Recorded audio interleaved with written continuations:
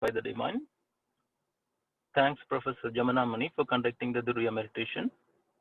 Now let us move on to the speech from our senior professor. Be blessed by the Divine. If you are able to introspect and identify who you are and why you are in this world, then you nearly accomplished the purpose of life, and there starts a journey of consciousness, or in other words, it's a journey in pursuit of perfection. Today, we are going to know who are you by yourself towards the end of the session. I'm very much pleased to invite our beloved senior professor Balachandran sir to present this evening English spiritual session and to enlighten us with his profound knowledge and wisdom. As I am personally blessed having attended his class in Bahrain, along with his beloved wife, Senior Professor Jayanti Amma, liberating many souls across the globe, being blessed spiritual couples and ardent disciples of our great master, Sri Vethathiri Maharishi Yogiraj. G. Bharatandran sir is a senior professor of the World Community Service Center, associated with the organization for about 30 years. He has been serving the World Community Service Center full-time on voluntary basis since the year 2000, working directly with the founder father, Tattvanyani Vethathiri Maharishi. Sir has also worked as a joint secretary of World Community Service Center and as a director of extension for foreign countries and states of India other than Tamil Nadu. He has been teaching the Sai system at the main ashram Aliyar, as well as in other parts of India and abroad, covering 20 countries across the globe, including the Middle East, Far East, Europe, and North America. Senior Professor Balachandran sir holds a master's degree in statistics and has a diploma in education planning from University of London, UK. He was a member of the Indian Statistical Services ISS, a technical wing of Indian Civil Service, and has served in the Federal Ministries of Planning, Agriculture, and Human Resource Development in India and in the Ministry of Health abroad. He took voluntary retirement from the government services as joint director in the year 2000 and joined the ashram with his wife for the full-time spiritual service. Now, on behalf of all the Sky meditators, may I now invite our senior professor Balachandran sir to deliver his speech. Be blessed by the Divine. Good evening to all of you, fellow travelers in the journey of consciousness. May the whole world enjoy prosperity, happiness, and peace.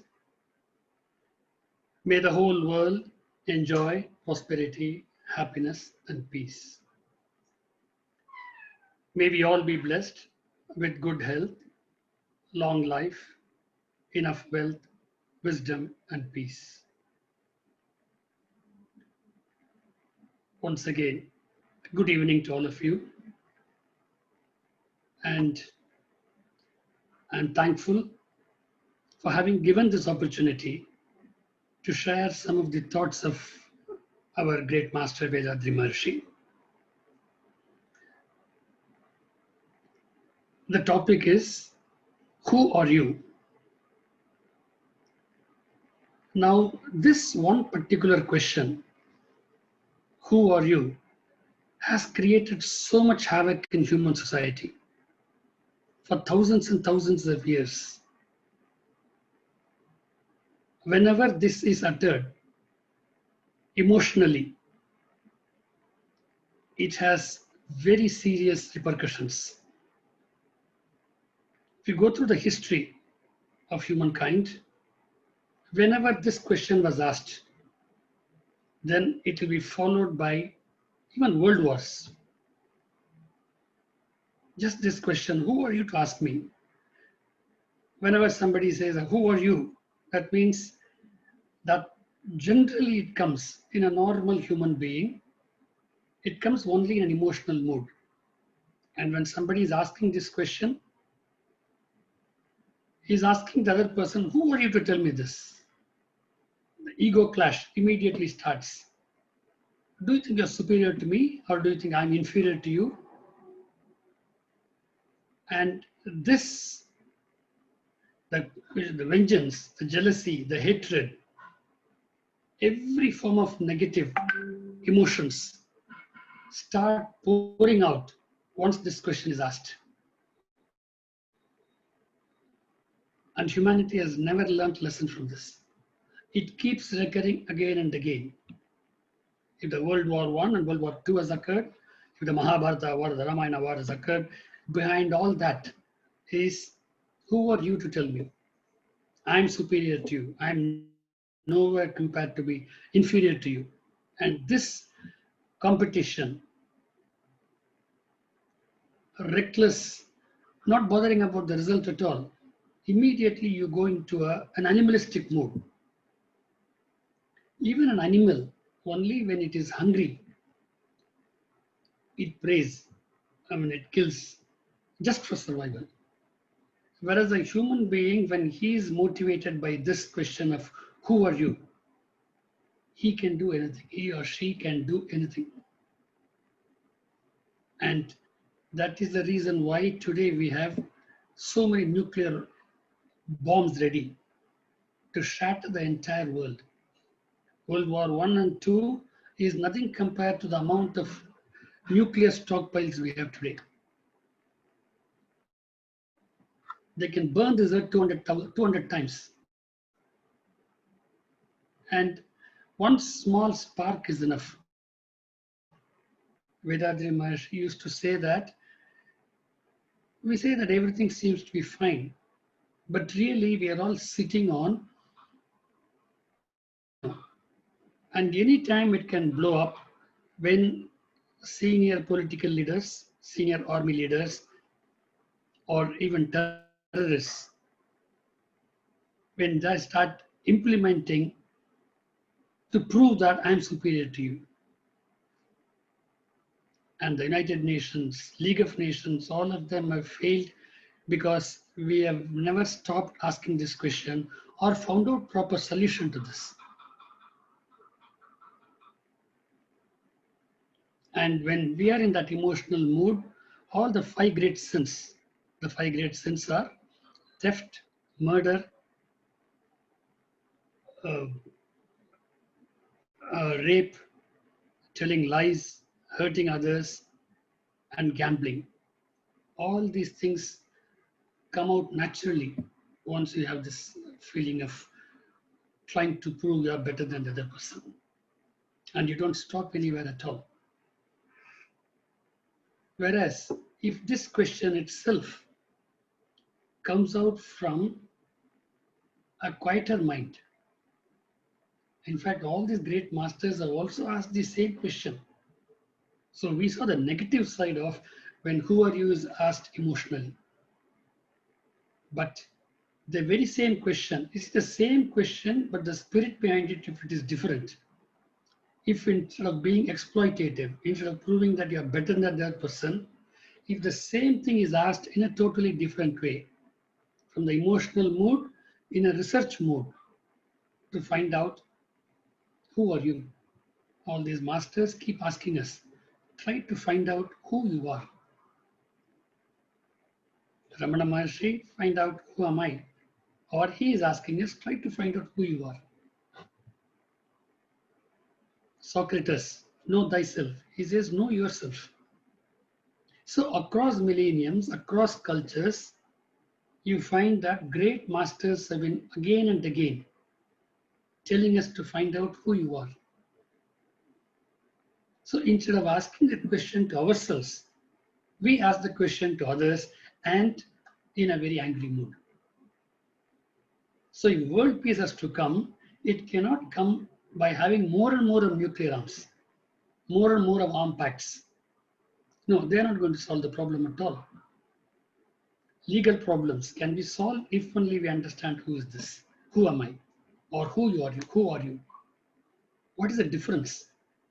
Why are we fighting with each other? Then our way of looking at ourselves and the world itself will transform. This is the lesson Vethathiri Maharshi wants us to learn. And that is why he has gone to the United Nations and talked about it. So he says, 1975, he goes and addresses the United Nations in the Amersfoort Auditorium.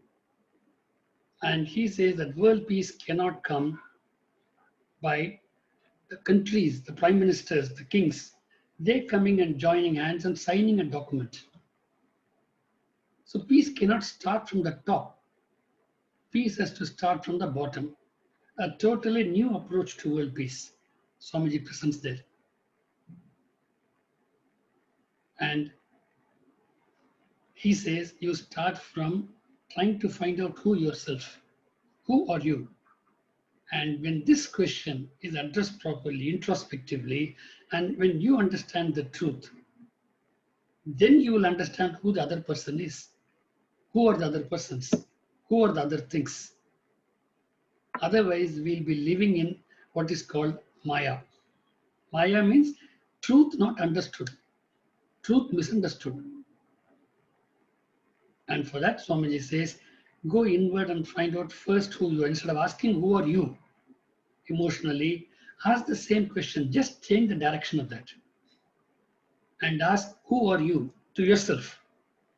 That's it, just changing it 180 degrees and trying to find out the truth. After all, if I don't understand who I am, how am I going to understand the other person? And generally, our attitude has been, in fact, once I asked Swamiji, because having a discussion with Swamiji and then just a few words of his can totally transform ourselves. So I asked Swamiji once, Swamiji, when you close your eyes, when you are giving a lecture, you close your eyes and then we are talking about astronomy, it appears to us that you are seeing it, that you are actually seeing it and you are describing it. With closed eyes, Swamiji is able to see the universe, how it is operating. And then it comes out from you, eyes closed, but the knowledge fully expanding. In that highest level of consciousness, when you are saying that, we seem to appreciate it. We may not be able to understand it fully or absorb it fully, but we can see the truth of that. So, you being such a great person, with closed eyes when you can see the universe, I'm afraid of coming in front of you because then you will come to know what I am, what are my thoughts. Though I may be putting on a saintly look, but you will be able to see what I am really. So that's why people cannot come in front of you. And so we are afraid of coming in front of you. So then, Swamiji gave a beautiful answer. I think we all should imbibe that. What we generally do when we see somebody else is trying to evaluate him and trying to find out what are his mistakes, what are his pitfalls. Only those things we seem to remember. Even with our friends, they might have made one mistake. It is that only comes in front to us. They must have helped us for 20 years. But just one instance, even that may not be by mistake. They may not be a mistake. You might have understood wrongly, but that is what stands in front of you. And you evaluate with that person with that. And so seeing the negativity more than the positivity in everyone. This has become a habit to all of us. So I asked Swamiji, so you will be able to see the negativity in us, and so we'll be finding it very difficult to interact with you. So then he gave a beautiful answer. He says, yes, it is very easy to find out the other person. Exactly. After all, when you can see the universe, why not understand the other person standing in front of you? With a bit of practice, we can understand what type of thought you have. Everything can be found out. It's not a very big magic. But I have taken a oath, I have taken a vow that I will not see the negativity in another person. I will see only the positivity. So then, and then with a bit of a break, he is able to put it in a very nice way. As a climax, he waits for some time, and then he says, only then I can be peaceful. Because if you seeing the negativity everywhere, it will be bothering you only, is it not? So he says, just for me to be happy, I have decided, taken a decision that I will not see negativity in others. Can we all do that?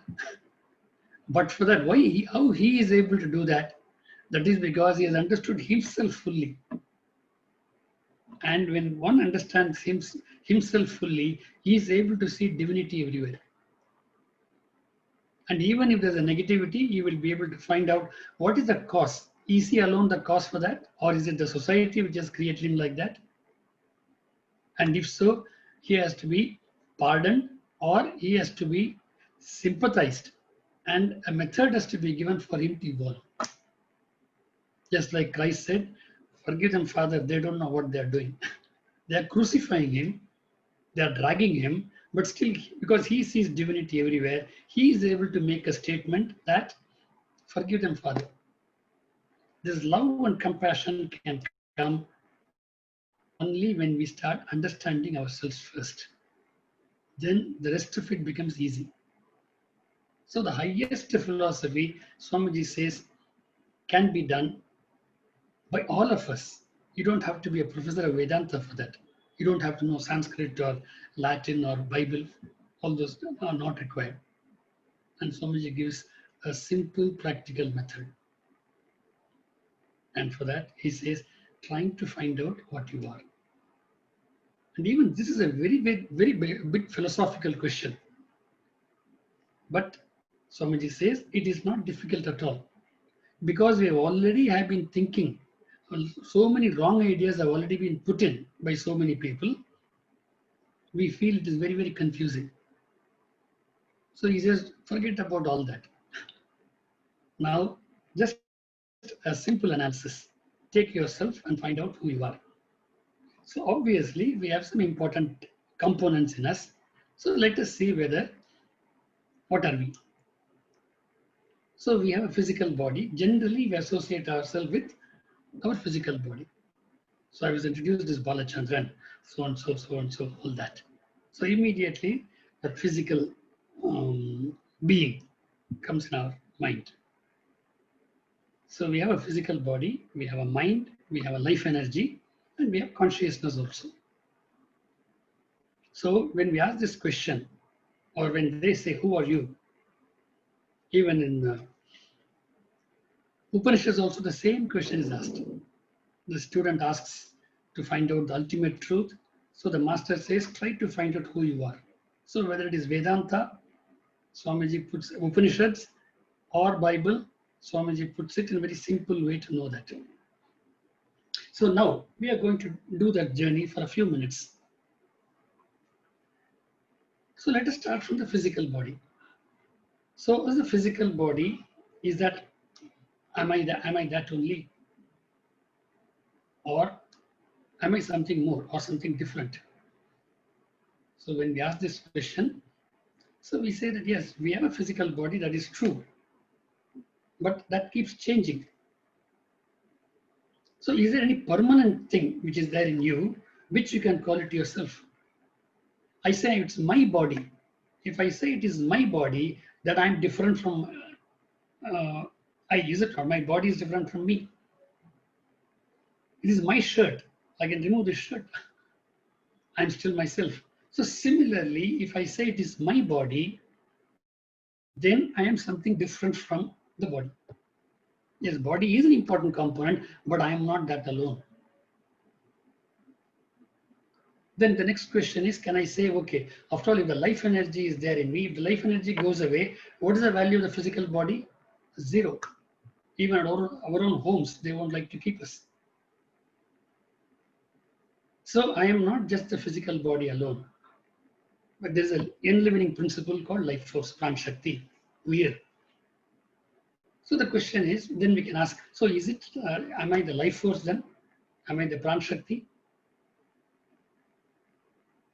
But that also comes and then goes away. So even that is transitory. So anything which is transient is not an object. Again, Swamiji introduces a beautiful concept called event and object. That is, in Tamil, பொருள் இயக்கம். A practical example will help us to understand. So he asked this question, are you the thing or are you an event? So we'll say, I'm not an event, I'm a thing, I'm an object. That's what we all feel when we see objectively, we see the whole universe is full of objects. But a beautiful example, Swamiji says, you're seeing a TV and then you have Amitabh Bachchan or Kamala Hassan or Rajinikanth acting in that movie. So is Rajinikanth the one which we are seeing on the TV screen? Is he Rajinikanth? Ask this question. We say, no, that's not Rajinikanth. It is only an image. It's just an event. Today it is Rajinikanth, but after half an hour, it will be somebody else. So what we are seeing in the screen is not an object. Though it appears like an object, it is an event because it keeps changing. So then we can ask this question, is the TV screen, is that an object or an event? For us, it's an object. But if you go deeply at a scientific level, then we know that all objects, whatever we see as objects here, they are all made up of 5 great elements. What are they? Solid, liquid, fire, air, energy, Akash. Prithvi, Apu, Teyu, Vayu, Akash. So all the entire universe is made up of only these 5 great elements. So is the TV. But if you go further, what about the solid? Then you will find that if you go on breaking that solid, ultimately it will be only combination of energy particles. So all that we see is energy particles taking different shape, different energy particles coming together, appearing as TV screen, appearing as a glass tumbler, appearing as water, appearing. That means they are not actual. It appears to our 5 senses as an object. But we can go beyond the 5 senses. Now that is the beauty of human being. Human being can go beyond the conventional 5 senses, which animals are not able to do. So when you go to that level, then you will be able to see that even though the 5 great elements are there, ultimately if you break them, they are all combination of only energy particles. So different energy particles combining together take different forms. So one such form is TV screen. If you burn it, it will become a smoke, and then it will become, oh, it's just a combination of energy particles. Isn't it? Just like different gold instruments are there, gold ornaments are there. If you burn it, they all become gold. But if you burn it further, it will all become energy particles. So that means they are also appearing as objects, but they are not. They are only events. So your life energy particles are also events. So the physical body is just an event, constantly changing. What about the life force? Life force itself is also undergoing constant change. Mind is constantly changing. Then what is the permanent thing? So from the physical, now we went to the astral energy particle at the astral level. So then you ask the next question.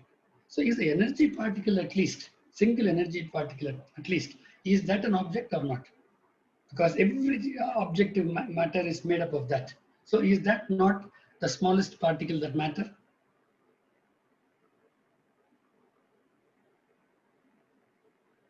Here again, Swamiji explains beautifully, energy particle is just a movement to the space. So if you remove the movement, it becomes space. So like this, if analytically, if you go from physical, you go to the astral, and the astral itself, when it comes to a stop, it becomes space. So space is the only matter.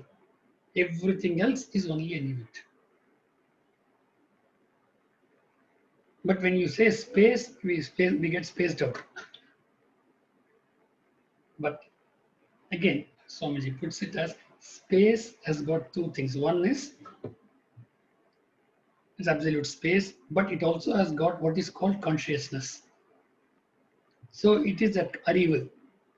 So consciousness and space are inseparable. And that space, by its intensification and using this consciousness, takes up different forms. So then you are able to see that what you are is nothing but that space consciousness functioning over billions of years has transformed and has become you. So if you go back, what are you? You are that space, you are that divinity, or you are that ultimate. That is what Thiruvalluvar says, எப்பொருள் எத்தன்மைத்தாயினும் அப்பொருள் மெய்ப்பொருள் காண்பதறிவு. Whatever be the object, if you can see that ultimate reality in that, that is your consciousness. So today we have a limited consciousness, physical consciousness, but this consciousness can be enhanced. So when you go to different levels of meditation and with this knowledge, you can become one with that ultimate consciousness. When you reach that state, then you can see yourself also as an object away from you, as an event away from you. It is at that state you are able to see everything as divinity. So when you see the other person, you don't see him as an enemy, you don't see him as a competitor, you don't see him as a very close relative also. That is also divinity transformed. So every object, every person is divinity transformed. So then love and compassion becomes natural. It is this ultimate knowledge, Brahmanyanam, which Swamiji gives, by both by logic, yes, even Vedanta, by logic they have achieved it. But just by understanding by logic, it's not enough. Can you experience it? And for experiencing, Swamiji gives the meditation practices. First, I experience my life energy. So then I understand, yes, there is something more in me than just my 5 sensations. And then go deeper and deeper, and then find out that you're one with that ultimate reality. It is this both theory and practice combined together, and this logic of questioning and trying to find answers. So again, Swamiji makes this statement, Sollal mattum nambade suyamai sindithe telivar. So not just by hearsay that somebody has said something. No, he wants all of us to find out for ourselves. And once we realize that, and then we understand who am I, then who are you? You are also that same divinity. So everything can be seen as divinity, and love and compassion will be natural. So worship of God and service to society, they are not two different things. Once you understand that society itself is a part of divinity itself, and worship of God is nothing but living in tune with that. So just this question of who are you, instead of being emotional, if it is introspective, if it is thought of a calmer mood, then a great realization happens. That the Buddhahood, that state of consciousness can be achieved by properly questioning this in the right attitude and then trying to find the solution to that in a way Maharishi has explained to us. So all these Mahavakyas in the Veda talking about Tattvamasi. So the masters have said, you are that. And then our Siddhas, they found out that the consciousness is, God is not somewhere else. That is, that consciousness is there within you also. So Aham Brahmasmi can be realized. Brahman is not somewhere else. You are also Brahman. In me also. But what is that? That pure consciousness. But today it is contaminated. So with others also be careful. They are all contaminated Brahman. So be careful with them. But understand that there is divinity in them. It is divinity personified. But in the process, They've accumulated certain muck. So you should be able to look at that also. Otherwise, you can't be a practical person. So here is the practical tip which Swamiji gives. And that is, instead of we looking at it only as a physical person, which we generally do, and associate that person with some negativity and positivity, he says, develop a habit of looking at everything at 3 different levels. One is at the physical level to which we are used to. And the second is to look at that person as energy. That is a combination of Akash particles, a spiritual person in them. And then also see the divinity, that ultimate reality also. It is that which is transformed. So if you can see everything at these 3 levels, then all these 5 great sins will not happen. Inferiority, superiority will not be there. So if somebody is great, you will be able to appreciate. You're seeing the divinity in that person, manifesting so well. There's another beautiful statement which says that you are the other. Because in that person also you are there. You are the other. Another beautiful statement from our great masters. So all these great Mahavakyas of all religions can be understood if only we appreciate and understand this question and trying to find answers and making it a part of yourself. So not just as a theory, start living it. And that is what we could see in Vethathiri Maharshi. Never getting perturbed because he's seeing divinity everywhere. He's seeing that Thiruvilayadal, everything as a drama. So what are we to do? In fact, he says that even divinity will go according to the law, which it has prescribed for itself, cause and effect system. Whereas a human being who has reached that state, he can have that love and compassion even to forgive the other person. Even divinity, if a small child goes and keeps the hands in the fire, it will burn it. It cannot do anything because it has to follow the law. Whereas a human being can go even beyond and do some help to the child. That is possible. See the way Swamiji is elevating us from the animal man to man to divine man, and even to go beyond that. It is there in all of us. Only thing is, it is dormant. If it can be flowered, if it can be brought out, then you don't require such a huge army, you don't require such a huge police, you don't require somebody to watch you. It is this is the dream of Maharishi. And he wants all of us to be world peace ambassadors. It is possible. Because then you don't associate with anything smaller than that. In fact, physically, you will be associating with the universe, with the earth. But spiritually, you will be associating yourself with the universe. And at higher level, that everything is divine. Yomam pashyati sarvatra, Bhagavad Gita. Take any scripture, you can find the equivalents. Yomam pashyati sarvatra, sarvam cha mayi pashyati. Tasyaham na pranashyami, sachamena pranashyati.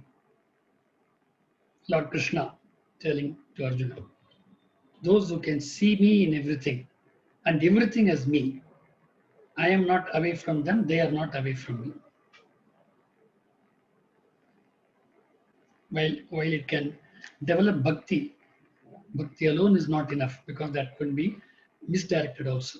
Bhakti along with maturing into jnanam. Bhakti and jnanam. And not just dry knowledge, putting it into practice. So all these things are beautifully, all the 4 bhakti, jnana, everything combined, and a practical method, and along with that meditation. So bhakti yoga, raja yoga, karma yoga, jnana yoga, all combined by Vethathiri Maharshi. He gives a beautiful Karma Yoga, incorporating all these things. Just like Vivekananda said, you can see divinity in the poor people, help them. So it's not there only in the idols. He's not against idol worship. But have we become stone-hearted because we see divinity only there? That is our limitation. And all those limitations Swamiji is breaking by just asking this question, who are you or who am I? You can't have a smaller question, but you can't have a bigger answer to this than this. So with these words, if it is stimulated, it's not that we don't know about all these things. The more we keep talking about it, it will have one more layer to remove our unwanted habits and strengthen our good habits. So seeing divinity everywhere. That will give peace to ourselves first. As Swamiji said, I don't want to see the negativity in others because I want to be peaceful. So let us try to get peace by understanding this. So then do you think husband and wife will be behaving in the way going to divorce and all that? If you can see divinity.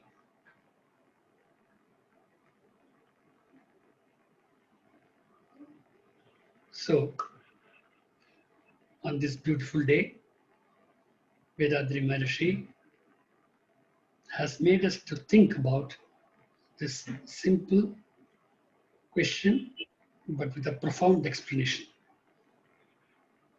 So let us keep thinking about it and change ourselves and be change agents. The whole world is asking for it today. And we have solution in our hands. We have to just share it with them. And the more we share, this is one thing, the more you share, we become better, we become richer. A win-win situation. So that is World Community Service Center. That is Vethathiriyam. That is this temple of consciousness. And we are all humble students of Vethathiri Maharshi, trying to emulate that great master. Let divinity and Guru give us the strength to put it into practice. Be blessed by the divine. Thanks for this wonderful opportunity given to me. வாழ்க I can just leave it for any question answers. வாழ்க வளமுடன். Thank you, sir. That was really an excellent speech. Having taken the subject, a tough subject, with ease and comfort. And as I told you earlier, now we know who we are. Taken from length of 5 great sins and the questions pondered by the great scholars and sages and saints. And from there, how the world peace should originate from the individual, as said greatly by our Swamiji. And then we are now clear on this subject. And now the forum is open for discussions and the clarifications if required. Please click the raise button in your Zoom app to ask your questions. While you are getting ready with the questions, we have some important announcements to be made. Practice Kaya Kalpa regularly and improve your immunity system. New aspirants may please visit kayakalpayoga.edu.in or download the Android app for more information and kindly recommend it to your friends and relatives. World Community Service Center Vision for Wisdom is conducting online foundation courses, certificate courses in Tamil and English, and also Arunidhi course now available for international, that is outside India aspirants. Please visit kundaliniyoga.edu.in for more information and refer to your friends and relatives to join this course, and let us all get benefited by practicing our Guru's simplified Kundalini Yoga practices. Our monthly journal Anbali is available in Android app. Download the Anbali app from the Android Play Store and get access to the premium content of Swamiji rare speeches. Connect with us on Facebook and YouTube at Sky Yoga TV to listen to all past speeches of our professors on various subjects of Sky Yoga. Karma Yoga principles of Vethathiriyam suggest donating 1% of income to the good and noble causes of society. Let us be generous and donate to the World Community Service Center through multiple channels, that is either through Unbully app or our official website vethathiri.edu.in. And for your kind information, you may get Section 80G IT exemption as well as for these donations. Let's move on to the Q&A session now. We will call upon the first aspirant, Mr. Rajaram. Please introduce yourself and the place you're calling from. And you may raise a question to the professor. Unmute yourself. Good evening, sir. Good evening, Jim. Be blessed by divine bliss. My name is Rajaram from Chennai. Okay, sir. Can I ask you doubts? Yeah, sure. Please go ahead, sir. Yes, sir. Your speech on who are you is very excellent and more informative. My doubt is, Yes. usually we say, who am I? But your topic is, who are you? You're referring to second person. Yes. In this context, my doubt is, when you say, who am I am first person. When you say, who are you, there is second person. Who is asking now? First person or second person? First question. Second one is, self, I, ego. Please differentiate. Thank you, sir. Yeah. So you are the first person and you're asking the second person as to who are you. What Swamiji says is, instead of asking that, just think how the great masters have been telling. Find out who you are.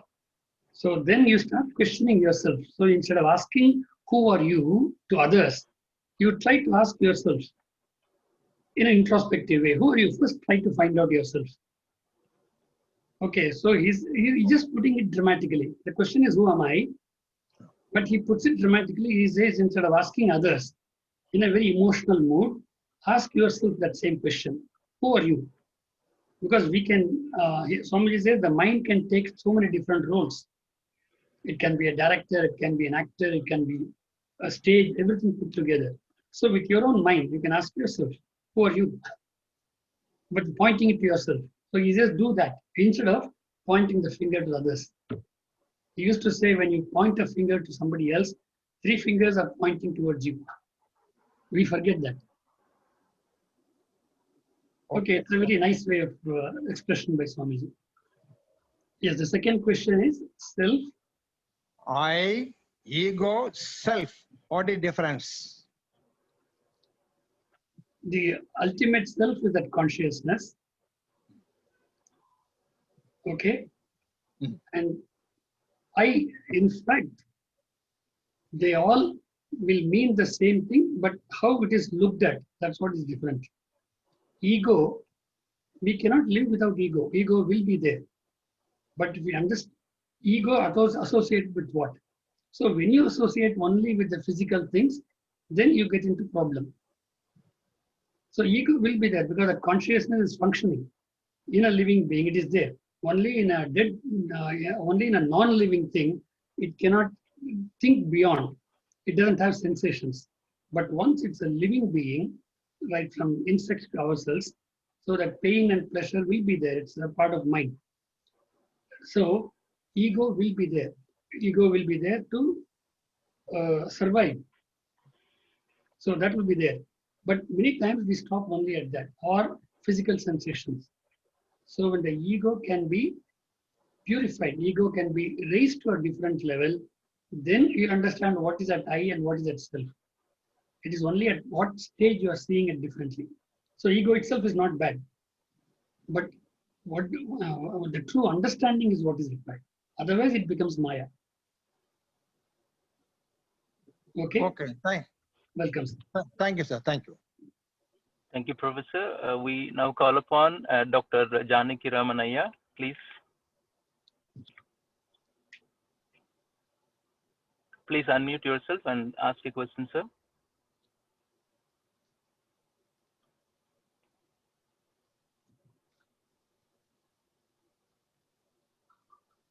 Dr. Janaki Ramanaya, are you there? He's raised his hands, but maybe there is some technical Yeah, maybe there's some glitch.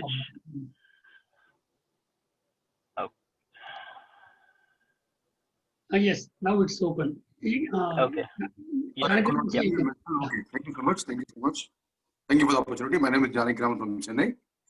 Yeah, you have spent about more than 3 decades with Swamiji personally. You have traveled with him quite a lot, and you have a lot of personal moments you spent with him. Can you possibly share some moments that you spent with Swamiji, which was very revealing and which you feel is something which you can't forget? We all can learn from you. Thank you. Yeah. Yeah, one is the question I shared with all of you. This one, that if I stand in front of you, so he says, you see, one, the positivity. It's a beautiful lesson for all of us to imbibe. That will make a big difference. Once I was also asking this question to Swamiji, and that is, see, I found that so many other organizations with much less content are growing so fast and so much, whereas our organization having such a great depth and having solutions for all sorts of problems, and it goes beyond religions, caste, everything, and gives answers to all sorts of questions. So why is it that this is not progressing? And for that, Swamiji says, and I told him, Swamiji, then can we have some annadanam and some such thing? You know, then maybe people will be attracted. So for that, Swamiji says that yes, annadanam is good, but we have a very great objective, and it cannot be fulfilled in just a matter of 5 years or 10 years.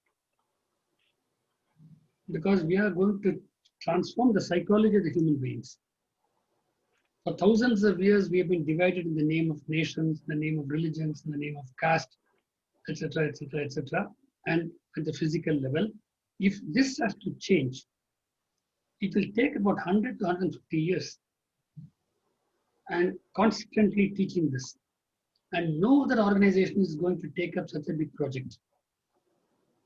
And so while other organizations can give annadanam and all, yes, annadanam is good. But are you giving him new knowledge as to who I am? This knowledge which we have talked about. Unless you give that knowledge, that person will not be leading a full life. Only his hunger will be, but what about the next hunger? How are you going to satisfy that? And does it come only for eating? So if such transformation is required at the international level, then there must be an organization which, without expecting much results for 50 years or 60 years or 70 years, they have to keep on and on. Of course, those who come to our system, and if they are very rich, they can do the annadanam. But our organization itself should not take that, because we have a bigger objective. So we need thousands and thousands of masters to transform this world. And it's going to take decades. And I want our World Community Service Center to take up that project, which nobody else can even touch it. Nobody can even think of it. It will take more time, but that is the only sure solution to the world. Anything short of that, just teaching some yogasanas or some such thing, is not going to change the world completely. That animal instincts in us have to be completely shattered, and human element and divine element has to come into every individual. And that is a huge project, and that is what we have taken up. And he says, I have spent my 50 years, and some light is there today. But you people have to prod on for another 50, 60 years.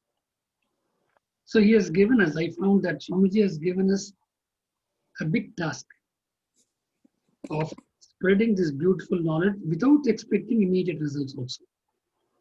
Because it has to percolate. It is quite different from our conventional thinking. I was just now Swami Agnivesh, he recently passed away just a few days back. He was the head of the Arya Samaj. So he came to Aliyar for the World Conference. And this is a statement he made. And then we had a program in Delhi. For that, he had come to open the Delhi Center. D.R. Karthikeyan has brought him. And he makes this statement, Swami Agnivesh. He says that in a state like Tamil Nadu, where in every street corner you have a player idol, Ganeshji's idol. It is in that state Swamiji is able to talk about a divinity without form. What a great transformation he is able to make without finding fault with the society, but evolving the society.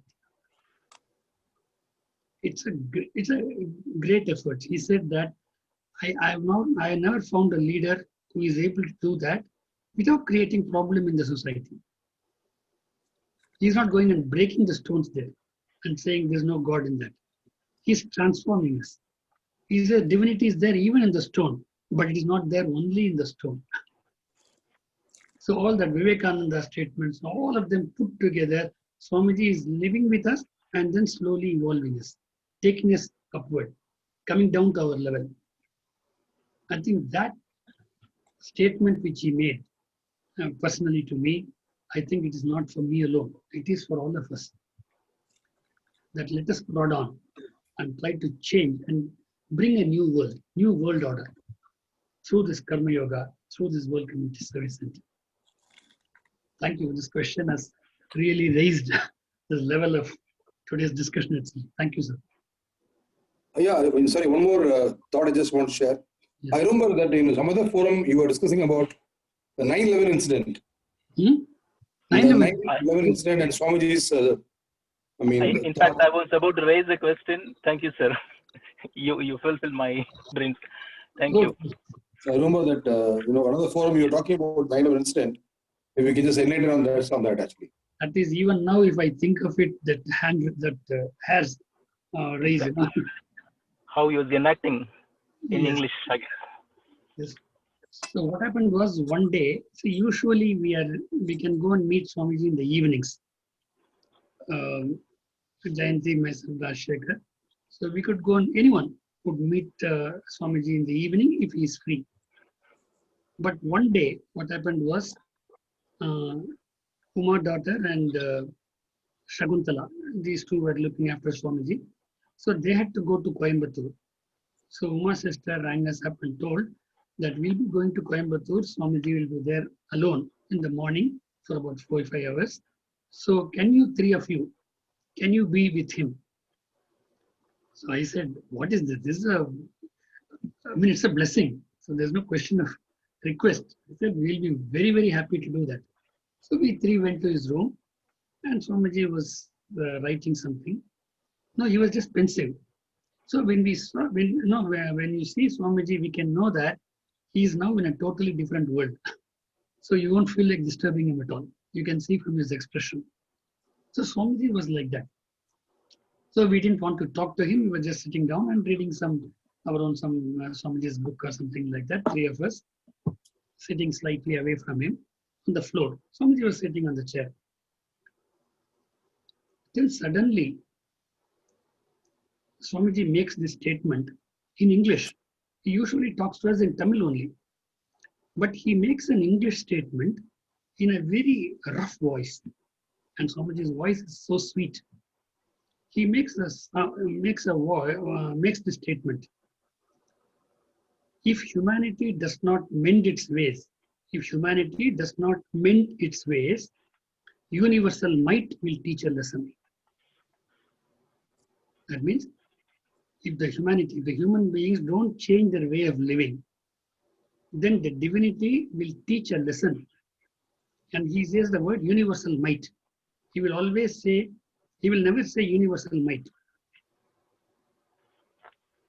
He will talk about only love and compassion of divinity. But here he uses a very strong statement, universal might will teach a lesson. He makes such a strong statement in English and in a totally different voice. We were just taken aback. We said, what happened, Swamiji? We could not even talk to him. We just thought, what happened to him? Why is he so disturbed? Of course, As I told you, at certain times we cannot even talk to him. So then after some time, they had come back and so we left. But this was bothering us. Why Swamiji was making such a statement? And we didn't get an answer. So that was sometime in the morning, 10 o'clock, 11 o'clock Indian Standard Time. Evening, there's a news that this Al-Qaeda, they had gone and attacked the Twin Towers. It was 9/11. It was 9/11. That same day, we had met him in the morning and evening, they had shattered. So then we could connect that these people, they were planning to hit it. From the morning, they must have been doing the planning. So they were making the world peace. And Swamiji, because he always thought about world peace, that was disturbing him. He knew that something was going to happen. Though he could not tell it very clearly, we could see the disturbance in him. And it's like in Tamil we say Ashriri. So something like that comes out of him. And he says that if you keep dividing people in the name of language and religion and rich and poor, and you don't treat human beings as human beings, not sharing your resources, then universal might will teach a lesson. And that's what happened. So today COVID is also another universal might teaching us a lesson. If you start exploiting nature, if you don't treat things properly, nature is not going to keep quiet. It is going to come back with a bang. So we could realize that. See, that was Swamiji.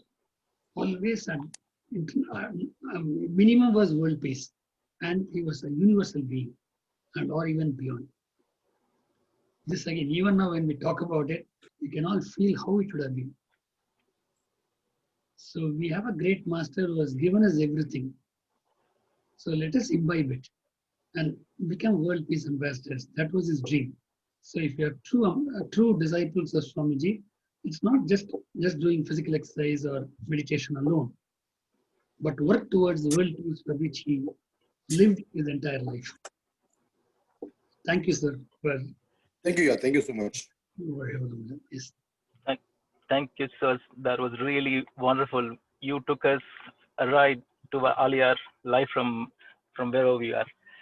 Indeed, it's a nice and wonderful session, yet memorable to all of us. It's time for us to express our sincere thanks and gratitude to all those who presented in this session. Sky meditators, please come into Duriya state.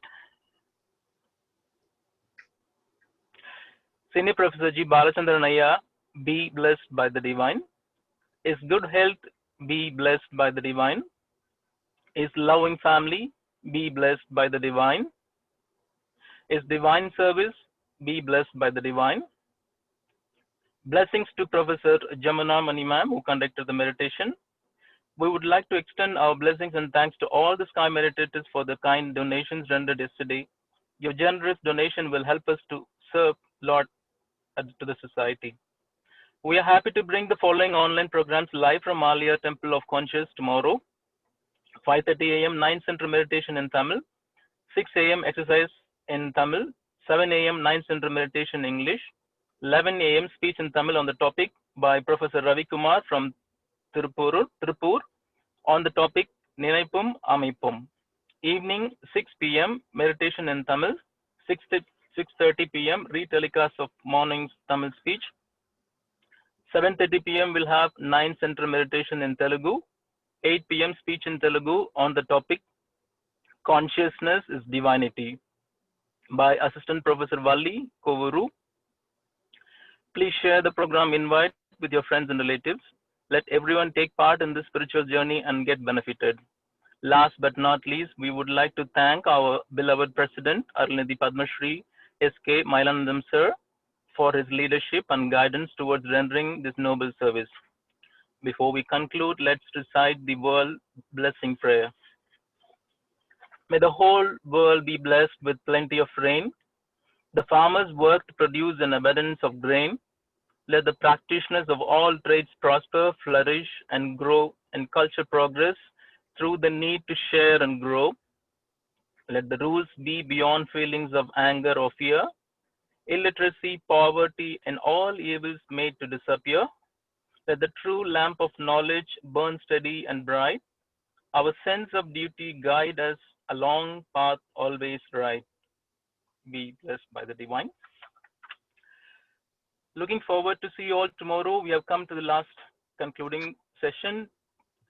Till then, stay safe and practice our Kundalini Yoga. This is Ilumurugu Sekar from the Aliyar World Community Service Center signing off.